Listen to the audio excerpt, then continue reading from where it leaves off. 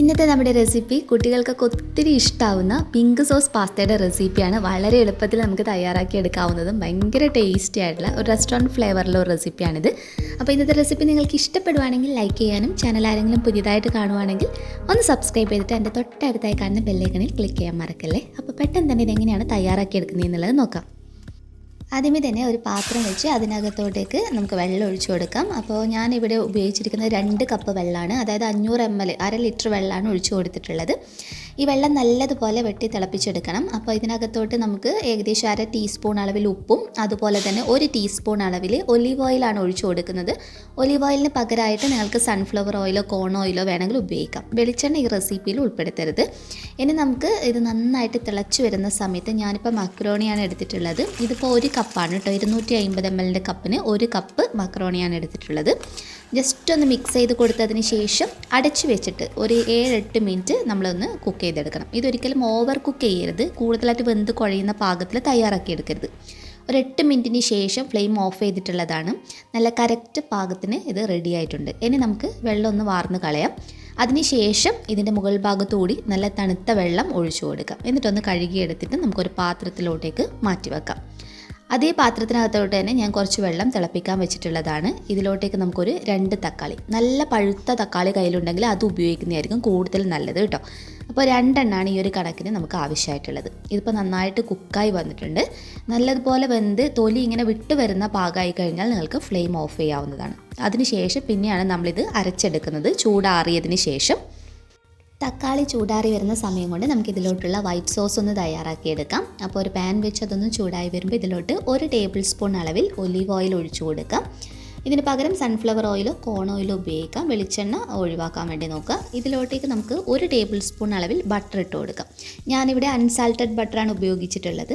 Salted butter ആണെങ്കിൽ നിങ്ങൾക്ക് ഉപയോഗിക്കാവുന്നതാണ് കേട്ടോ. ഉപ്പ് നോക്കിയിട്ടൊന്ന് അഡ്ജസ്റ്റ് ചെയ്താൽ മതി. ബട്ടറൊക്കെ നല്ലതുപോലെ ഉരുകി വന്നു കഴിഞ്ഞതിന് ശേഷം ഇതിലോട്ട് നമുക്ക് ഫ്ലെയിം നന്നായിട്ട് കുറച്ച് വെച്ചിട്ട് 1 ടേബിൾ സ്പൂൺ മുഴുവനായി മൈദ ചേർത്ത് കൊടുക്കാം. മൈദ ചേർത്ത് കഴിഞ്ഞാൽ ഒരിക്കലും ഫ്ലെയിം കൂട്ടി വെക്കരുത്. ഏറ്റവും ചെറിയ തീയിലിട്ടിട്ട് നമ്മളിത് നന്നായിട്ടൊന്ന് ഒപ്പിച്ചെടുക്കണം. ഇതിൽ നമ്മൾ ശ്രദ്ധിക്കാനുള്ള കാര്യം മൈദയുടെ കളർ ഒത്തിരി മാറിപ്പോകുന്ന രീതിയിൽ ഒരിക്കലും ചെയ്യരുത്. ഇനി ഇതിൻ്റെ പാകം നോക്കാനുള്ള ഒരു എളുപ്പ വഴി, ഇത് നന്നായിട്ട് പതഞ്ഞ് നല്ല രീതിയിൽ ഇതൊന്ന് റെഡിയായി കിട്ടും. ആ ഒരു സമയമാകുന്ന വരെ മാത്രം ഇത് നമ്മൾ ബട്ടറിലിട്ടിട്ടൊന്ന് മൂപ്പിച്ചെടുത്താൽ മതിയാകും. ഇതിപ്പോൾ നല്ലതുപോലെ റെഡി ആയിട്ടുണ്ട്. ഇതിലോട്ട് നമുക്ക് പാൽ ഒഴിച്ചു കൊടുക്കാം. പാലിൻ്റെ അളവ് ഇവിടെ ഞാൻ എടുത്തിരിക്കുന്നത് 250 ml പാലാണ് ഒഴിച്ചു കൊടുക്കുന്നത്. അപ്പോൾ ഇത് നന്നായിട്ടൊന്ന് മിക്സ് ചെയ്തിട്ട് യോജിപ്പിച്ച് കൊടുക്കാം. ആ ഒരു കട്ട പിടിച്ചിരിക്കുന്നതൊക്കെ തവി വെച്ച് നല്ലതുപോലെ ഉടച്ചു കൊടുക്കാൻ വേണ്ടി ശ്രദ്ധിക്കാം. അപ്പോൾ ഞാനിപ്പോൾ ഫ്ലെയിം മീഡിയം ഫ്ലെയിമിലോട്ടേക്ക് മാറ്റിയിട്ടുണ്ട്. ജസ്റ്റ് നമുക്കൊന്ന് മിക്സ് ചെയ്ത് കൊടുക്കാം ആദ്യം. ഇത് ചെറുതായിട്ട് കുറുകി വരുന്ന സമയത്ത് ഫ്ലെയിം കുറച്ച് വെച്ചിട്ട് ഇതിലോട്ട് നമുക്ക് 1 ടേബിൾ സ്പൂൺ അളവിൽ കുരുമുളക് പൊടി ചേർക്കാം. അത് എരിവിനനുസരിച്ചിട്ട് മാറ്റാവുന്നതാണ് അളവിൽ. ആവശ്യത്തിനുള്ള ഉപ്പിട്ട് കൊടുക്കാം.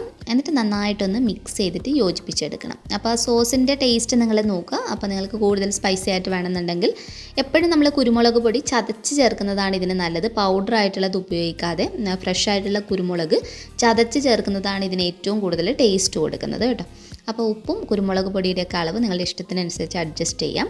അപ്പോൾ ഇത് നല്ലതുപോലെ മിക്സ് ചെയ്ത് യോജിപ്പിച്ചെടുത്തിട്ടുള്ളതാണ്. അപ്പോൾ ഫ്ലെയിം കുറച്ച് വെച്ചിട്ട് തന്നെയാണ് ഉള്ളത്. ഇനി ഇതിനകത്തോട്ടേക്ക് നമുക്ക് ചീസാണ് ആവശ്യം. ഞാനിവിടെ സാൻഡ്വിച്ച് ചീസാണ് ഉപയോഗിക്കുന്നത്. ഇതിന് ഏറ്റവും ടേസ്റ്റ് സ്ലൈസ്ഡ് ആയിട്ടുള്ള ഇതുപോലുള്ള ചീസ് ഉപയോഗിക്കുന്നതാണ്. നമ്മൾ മൊസറല്ല അതുപോലെ ചഡാർ ചീസൊക്കെ ഉപയോഗിക്കുകയാണെങ്കിൽ കുറച്ചുകൂടി ഇങ്ങനെ വലിഞ്ഞിരിക്കുന്ന ഒരു രീതിയിലായിരിക്കും നമുക്ക് കിട്ടുക.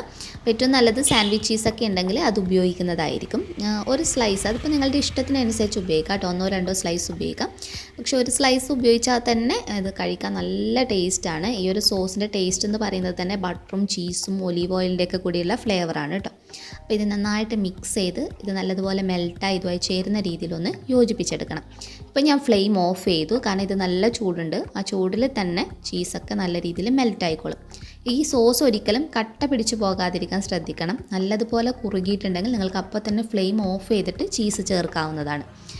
അടുത്തതായിട്ട് നമ്മൾ നേരത്തെ ചൂടാറാൻ വേണ്ടിയിട്ട് വെച്ചിട്ടുള്ള തക്കാളി, അതിൻ്റെ തൊലിയൊക്കെ കളഞ്ഞെടുത്തിട്ടുണ്ട്. ഒട്ടും വെള്ളമൊന്നും ചേർക്കാതെ നല്ലതുപോലെ ഇതിനൊന്ന് അരച്ചെടുക്കണം. അപ്പോൾ നമ്മുടെ വൈറ്റ് സോസും അതുപോലെ തക്കാളി അരച്ചെടുത്തിരിക്കുന്നത് ഇവിടെ റെഡി ആയിട്ടുണ്ട്. ഇനി നമുക്കിതെങ്ങനെയാണ് തയ്യാറാക്കി എടുക്കുന്നത് എന്നുള്ളത് നോക്കാം.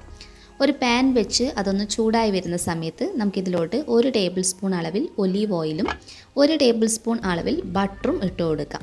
ഇനി ബട്ടർ നല്ലതുപോലെ ഒന്ന് മെൽറ്റ് ചെയ്തെടുക്കാം. ബട്ടർ നല്ലതുപോലെ ഉരുക്കി വന്നു കഴിഞ്ഞാൽ ഇതിലോട്ട് നമുക്ക് വെളുത്തുള്ളിയാണ്. ഞാനിവിടെ ചെറിയ 4 അല്ലി വെളുത്തുള്ളി ഒന്ന് കുത്തി അരിഞ്ഞിട്ടുള്ളതാണ് ചേർത്ത് കൊടുക്കുന്നത്. പൊടി പൊടിയായിട്ട് അരിഞ്ഞെടുത്തിട്ട് ചേർത്ത് കൊടുത്താൽ മതി. അപ്പോൾ വെളുത്തുള്ളി ഇട്ട് കഴിഞ്ഞ് കഴിഞ്ഞാൽ ചെറു തീയിലിട്ടിട്ട് ഇതിനെ നന്നായിട്ടൊന്ന് മൂപ്പിച്ചെടുക്കണം. ചെറുതായിട്ടൊന്നൊരു കളർ മാറി വരുന്ന രീതിയിൽ അതിൻ്റെ ഒരു ഫ്ലേവർ കറക്റ്റായിട്ട് നമുക്ക് കിട്ടണം. അപ്പോൾ നന്നായിട്ടൊന്ന് മിക്സ് ചെയ്ത് യോജിപ്പിച്ചെടുക്കാം. അതിന് ശേഷം ഇതിലോട്ട് നമുക്ക് സവാള ഇട്ട് കൊടുക്കാം. സവാള ഒരു ചെറിയ സവാള മാത്രമേ ഞാൻ ഉപയോഗിച്ചിട്ടുള്ളൂ. കൂടുതൽ അളവിൽ നമുക്ക് ആവശ്യമില്ല ഈ ഒരു റെസിപ്പിയിൽ. ഒരു ചെറിയ സവാള കനം കുറഞ്ഞ അരിയാണെങ്കിൽ ഏറ്റവും നല്ലത്. അപ്പോൾ സവാള മിക്സ് ചെയ്യുന്ന സമയത്ത് നമുക്കൊരു ഇത്തിരി ഉപ്പ് കൂടി ഇട്ട് കൊടുത്തതിന് ശേഷം മിക്സ് ചെയ്തെടുക്കാവുന്നതാണ്.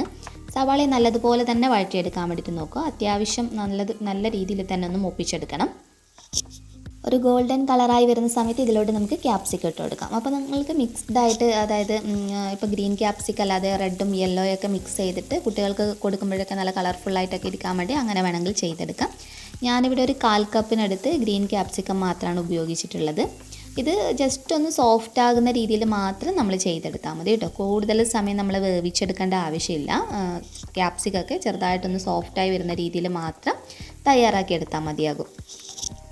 അതിനുശേഷം ഇതിലോട്ട് നമ്മൾ നേരത്തെ അരച്ച് വെച്ചിരിക്കുന്ന തക്കാളി മുഴുവനായിട്ട് ഒഴിച്ചു കൊടുക്കാം. പിന്നെ നമുക്കിതിലോട്ടേക്ക് ആവശ്യമായിട്ടുള്ളത് ഒറിഗാനോ ആണ്. ഇത് നിങ്ങളുടെ കയ്യിലില്ലെങ്കിൽ നിങ്ങൾക്ക് സ്കിപ്പ് ചെയ്യാം. ഇത് സൂപ്പർ മാർക്കറ്റിലൊക്കെ നമുക്ക് വാങ്ങിക്കാൻ കിട്ടും. പിസ്സയിലൊക്കെ നമ്മൾ ചേർക്കുന്ന ഒറിഗാനോ ലീവ്സ് ആണ്. മിക്സഡ് ഹെർബ്സ് എന്ന് പറഞ്ഞിട്ട് നമുക്ക് വാങ്ങിക്കാൻ കിട്ടും. അതായിട്ട് വേണമെങ്കിലും ഉപയോഗിക്കാവുന്നതാണ് കേട്ടോ. ഒറിഗാനോ ഒക്കെ ചേർക്കുമ്പോൾ പാസ്തയ്ക്ക് എപ്പോഴും നല്ലൊരു ടേസ്റ്റ് ആയിരിക്കും. അപ്പോൾ ഒറിഗാനോ ഒരു 1/2 ടീസ്പൂണിനടുത്തും പിന്നെ കുരുമുളക് പൊടി ഞാനിവിടെ ഒരു 2 ടീസ്പൂണോളം ഇട്ട് കൊടുത്തിട്ടുണ്ട്. പിന്നെ ആവശ്യത്തിനുള്ള ഉപ്പ് കൂടി ചേർക്കാം. ഇനി നന്നായിട്ടൊന്ന് മിക്സ് ചെയ്ത് യോജിപ്പിച്ചെടുക്കാം. അപ്പോൾ നമ്മൾ കഴിഞ്ഞ തവണ പിസ്സയൊക്കെ കാണിക്കുന്ന സമയത്ത് ഈ ഒറിഗാനോ ലീവ്സ് വാങ്ങിക്കുന്നതിനെക്കുറിച്ച് പറഞ്ഞിട്ടുണ്ടായിരുന്നു. ഇത് നമ്മൾ വാങ്ങിച്ചു കഴിഞ്ഞാൽ ഇതുപോലെ പാസ്ത, പിസ്സ ഇങ്ങനെയുള്ള കാര്യങ്ങളൊക്കെ തയ്യാറാക്കി എടുക്കുമ്പം നല്ല ടേസ്റ്റിൽ റെസ്റ്റോറൻറ്റിലൊക്കെ ആ ഒരു ഫ്ലേവറൊക്കെ നമുക്ക് കറക്റ്റായിട്ട് കിട്ടും. അപ്പോൾ നന്നായിട്ടൊന്ന് മിക്സ് ചെയ്ത് യോജിപ്പിച്ചെടുക്കാം കേട്ടോ.